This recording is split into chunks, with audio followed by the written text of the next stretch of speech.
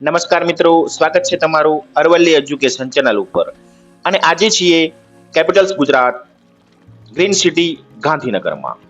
એનાથી 5 કિલોમીટર દૂર આવેલ અડાલજ ગામ, જ્યાં આવેલી છે રાણી રૂડબાઈની વાવ. આજે મિત્રો આ વાવ વિશે જાણીશું, તેના ઇતિહાસ વિશે, કેટલીક કથાઓ વિશે, કેટલીક જાણી અજાણી માહિતી વિશે મિત્રો આપણે આજે જોઈશું. તો પહોંચીએ અડાલજની વાવ.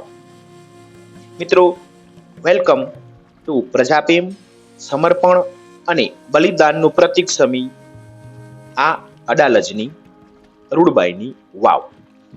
મિત્રો, સૌ પ્રથમ આપણે અહીંથી ટિકિટ મેળવી લઈશું. ભારતીય નાગરિક હોવ તો ટિકિટ મેળવવા માટે 25 રૂપિયા, અને વિદેશી નાગરિક હો તો તેનો ટિકિટનો દર 300 રૂપિયા છે, જે તમે અહીં ઓનલાઈન, ગૂગલ પે કે QR કોડને સ્કેન કરીને પણ તમે આપી શકો છો. તમે અત્યારે ડિસ્પ્લેમાં જોઈ રહ્યા છો. તો મિત્રો, ટિકિટ મળી ગઈ છે પરેશભાઈના હાથમાં. હવે આપણે પ્રવેશ કરીશું અંદર. મિત્રો, સૌ પ્રથમ જેવા અંદર પ્રવેશ કરીશું કે તરત જ વાવ વિશે અહીં સુંદર મજાનો લેખ ગુજરાતી, હિન્દી અને ઇંગ્લિશ ભાષામાં લખેલો છે. આપણે સૌ પ્રથમ તેને વાંચી લઈશું. ત્યારબાદ હવે પ્રવેશીશું આપણે વાવની અંદર. મિત્રો, વાવની અંદર પ્રવેશતા જ બહાર જે લેખ હતો તે અહીં સુંદર શિલાલેખ સ્વરૂપે આપણને આપેલો છે, જેમાં સંમત 2055માં આ વાવનું નિર્માણ થયું હોવાના પુરાવા છે. મિત્રો, આ જે વાવ છે તે જયા પ્રકારની વાવ છે. આપણા શાસ્ત્રમાં નંદા, ભદ્રા, જયા અને વિજયા એમ 4 પ્રકારની વાવ છે. જે વાવને 3 બાજુથી ઉતરવાના પગથિયા હોય તેને જયા પ્રકારની વાવ કહેવામાં આવે છે. પ્રથમ માળે મિત્રો સુંદર મજાનો અષ્ટકોણ મંડપ આવેલો છે.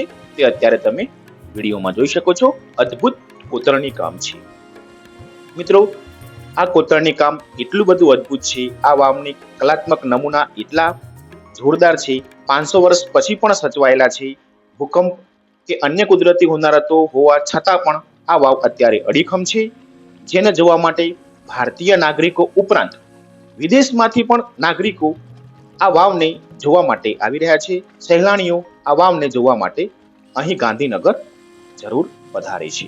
તમે અત્યારે વિડીયોમાં જોઈ રહ્યા છો, કેટલાક ફોરેનર્સ આ વાવને જોવા માટે અહીં આવી રહ્યા છે. મિત્રો, સુંદર મજાની વાવ, અદ્ભુત કોતરણી અને મનોહર ઝરૂખા જોઈ આપણને પણ આ વાવ વિશે વાવ કહેવાનું મન થઈ જાય તેવી આ વાવ છે. સુંદર ભારતીય અને ઇસ્લામિક શૈલીથી નિર્માણ પામેલ આ વાવ જોવાલાયક છે. અદ્ભુત નમૂના છે. ખૂબ જ સુંદર કોતરણી કામ જોઈ અને આપણી આંખ ઠરે તેવું કોતરણી કામ છે. મિત્રો, દંતકથા લોકવાયકા એવી છે કે ઈસવીસન 1498ની સાલમાં અડાલજ અને તેની આસપાસના ગામો માટે પીવાના પાણીની વ્યવસ્થા કરવા માટે વીરસંગ નામના રાજાએ અહીં આ વાવનું નિર્માણ કરાવેલ, જેમાં તેમના પત્ની રૂડબાઈનો ખૂબ સાથ અને સહકાર હતો. પરંતુ યુદ્ધ દરમિયાન વીરસંગનું મૃત્યુ થાય છે. ત્યારે અમદાવાદના બાદશાહ મોહમ્મદ બેગડા, જેને જૂનાગઢ અને પાવાગઢ એમ બંને ગઢ જીત્યા હોવાથી મોહમ્મદ બેગડો એટલે કે બેગડો તરીકે ઓળખાય છે, આ સુલતાને રાણીને પોતાની સાથે લગ્ન કરવા માટેનો પ્રસ્તાવ રજૂ કર્યો. રાણીએ સામે એવી શરત મૂકી કે મારા પતિની યાદમાં જે વાવ બંધાઈ રહી છે તે વાવ તમારે પૂર્ણ કરી આપવી પડશે, તો જ હું તમારી સાથે લગ્ન કરીશ. સુલતાન મોહમ્મદ બેગડો આ શરતને માન્ય રાખે છે અને તે આ વાવનું નિર્માણ કાર્ય પૂર્ણ કરાવે છે. ઈસવીસન 1503ની સાલમાં આ વાવ નિર્માણ કાર્ય પૂર્ણ થાય છે. જ્યારે રાણી રૂડબાઈ આ વાવ જોવા જાય છે ત્યારે તેનું કાર્ય પૂર્ણ થઈ ગયું હોવાથી, વાવનું બાંધકામ પૂર્ણ થઈ ગયું હોવાથી પોતાને મોહમ્મદ સુલતાન જોડે લગ્ન ના કરવા પડે એટલા માટે તે વાવમાં કૂદી પોતાનો જીવ આપે છે, સમર્પણ આપે છે તેવી લોકવાયકા દંતકથા પ્રચલિત છે. તો મિત્રો, તમે અત્યારે આ સુંદર મજાની વાવ, તેનું અદ્ભુત કોતરણી કામ જોઈ રહ્યા છો. 5 માળની મિત્રો આ વાવ છે. સુંદર અષ્ટકોણાકારનો વાવ તમે જોઈ રહ્યા છો. કૂવો, દરેક માળ ઉપર અદ્ભુત કોતરણી કામ, દેવી દેવતાઓ, નવગ્રહ, ફૂલ, વેલ એવી સુંદર મજાની કોતરણી મિત્રો તમને અહીં જોવા મળે છે. અદ્ભુત કોતરણી કામ શિલ્પકલાનો અદ્ભુત નમૂનો છે. નીચે તમે જોઈ રહ્યા છો મિત્રો પાણી. મિત્રો પાણીની એવી વ્યવસ્થા હતી કે સૂર્યનો તડકો આ વાવના પાણી સુધી ના પહોંચે, એટલે કે ઉનાળા દરમિયાન વાવમાં પાણીનું બાષ્પીભવન ના થઈ જાય અને વાવનું પાણી ઠંડુ રહે તેવી સુંદર મજાની વ્યવસ્થા કરવામાં આવી છે. બહાર કરતા અંદરના તાપમાનમાં 5 ડિગ્રી જેટલો તફાવત અત્યારે પણ જોવા મળે છે. આવી અદ્ભુત કોતરણી કામ ધરાવતી વાવો માત્ર ગુજરાત અને રાજસ્થાનમાં જ જોવા મળે છે. તો મિત્રો આ વાવ જોવા તમે જરૂરથી પધારજો. અદ્ભુત કોતરણી કામ, 5 માળની વાવ, 5 માળોમાં અલગ અલગ સુંદર પેટર્ન પથ્થરોમાં કોતરેલી આપણને અહીં જોવા મળે છે. અદ્ભુત સ્તંભો છે. સ્તંભો પણ કેવા કાટખૂણે 500 વર્ષ પહેલા આપણી જોડે આટલી બધી ટેકનોલોજી કે આટલા બધા સાધનો ના હોવા છતાં પણ એ વખતના કારીગરોએ, શિલ્પીઓએ આ વાવને એવી ચોક્કસ કાટખૂણે અષ્ટકોણ બનાવી છે કે જોતા જ આપણું મન મોહી ઉઠશે અને વાવને વાવ કહેવાનું મન થઈ જાય તેવી અદ્ભુત આ વાવ છે. તમે અત્યારે વિડીયોમાં જોઈ શકો છો. એકદમ કાટખૂણે લાઇનસર સ્તંભો, સ્તંભોમાં પણ અદ્ભુત કોતરણી કામ, બારીકાઈથી કરેલું કોતરણી કામ વારે વારે જોવાનું મન થાય તેવું મિત્રો આ વાવ છે. આ કોતરણી કામ જોઈ આપણે આપણા પ્રાચીન ઇતિહાસને, આપણા ગૌરવવંતા ઇતિહાસને જાણવાની, જોવાની અને માણવાની જરૂર ઈચ્છા થશે. મિત્રો અહીં દેવી દેવતાઓની, ભગવાનની મૂર્તિઓ, નવગ્રહની મૂર્તિઓ, માતૃકા દેવીની મૂર્તિ, ભૈરવની મૂર્તિઓ, એમ ઘણી બધી અનેક પ્રકારની મૂર્તિઓ, ફૂલ, વેલ એવી અદ્ભુત કલાકૃતિઓ અહીં મિત્રો આવેલી છે.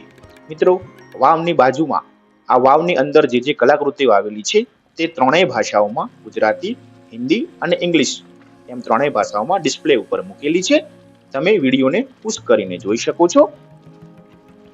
મિત્રો જેવા વાવની ઉપરની બાજુ જઈએ છીએ તો અહીં કુલ 6 કબરો, એક તૂટેલી હાલતમાં અને 5 વ્યવસ્થિત હાલતમાં જોવા મળે છે. જ્યારે મોહમ્મદ બેગડો આ વાવનું નિર્માણ પૂર્ણ થાય છે ત્યારે એના કારીગરોને પ્રશ્ન કરે છે કે તમે આવી બીજી વાવ બનાવી શકો છો? તો તેમને હા પાડી. આથી મોહમ્મદ બેગડાએ આવી બીજી કોઈ વાવનું નિર્માણ ના કરી શકે એટલા માટે એ 6 કારીગરોને, 6 શિલ્પીઓને, 6 કડિયાઓને મારી અને તેની કબર આ વાવની બિલકુલ બાજુમાં બનાવી હોવાના દંતકથા પ્રચલિત છે. મિત્રો વાવની જે ઉત્તર બાજુના જે પગથિયા છે તેની બાજુમાં માં અંબાનું મંદિર પણ આવેલું છે. તમે અત્યારે વિડીયોમાં જોઈ શકો છો.